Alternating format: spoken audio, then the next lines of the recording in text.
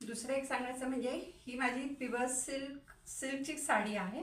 पण प्युअर सिल्कमध्ये म्हणजे थिक पातळ असे वेगळे वेगळे सिल्क असतात. तर ही थोडी अशी पातळ आहे, पण हे मला आवडलेली म्हणून मी घेतली होती. तसंच ह्याच्यावर मी घालायला हा नेटचा ब्लाऊज घेतला होता आणि इथे स्टँड कॉलर आणि हे बघा इथे सगळं म्हणजे त्याचं एवढी एवढी त्याला चेन आहे आणि त्याला इथे नेट आहे. इथून इथे मागे बघाल ना तुम्ही, ते इथून खालून त्याला कापड आहे, पण वरती सगळं नेट आहे. तर हा ब्लाऊज पण मी ऑनलाईन घेतला होता, मला आवडला म्हणून.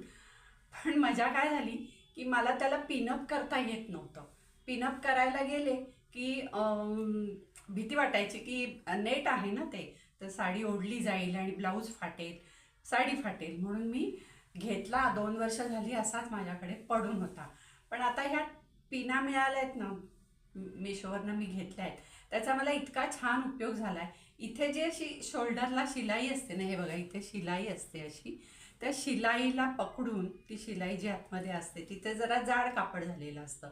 तर तिथे मी काय केलं, ही साडी अशी म्हणजे मी आता नेसते त्यावेळेला शिलाईच्या इथे ही पिन, आणि ती वरतून मला लावता येते.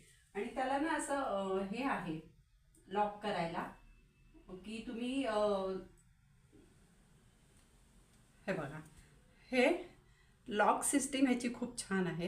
हे तुम्ही असं काढू शकता आणि हे वरतून टोचायचं आणि आता ही चेन आपण खाली घेऊ शकतो आणि आतमध्ये हात घालून त्याला फक्त हे असं, हे बघा, हे ह्याच्यामध्ये बसवायचं आणि हे लॉक सोडून द्यायचं.